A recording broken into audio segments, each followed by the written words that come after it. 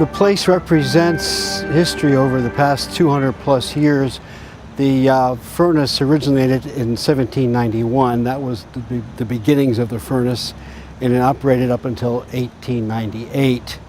And during that time, it was a major iron producer in the southern Berks area, one of many iron furnaces in the area.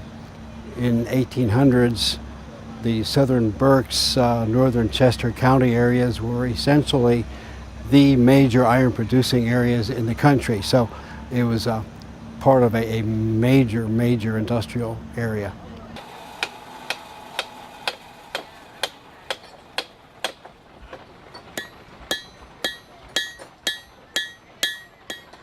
In the beginning, the manufacturing consisted of anything that would have been made out of iron: kettles, pots, pans, grates, window weights, tools, that sort of thing. The Cadillac product of the furnace was something called a 10-plate stove.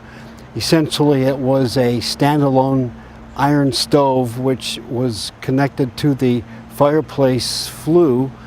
The fireplaces back in those days were bricked off, and this would sit in the room, and at that point the women of the home could cook on the stove, they could bake in the stove, and at the same time, for the first time, they were able to have a warm kitchen or a warm room wherever the stove was located.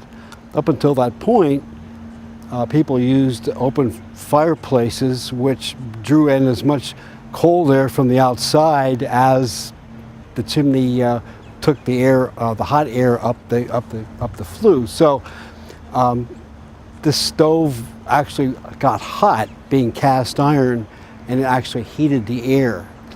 So this was a brand new concept for people back in those days.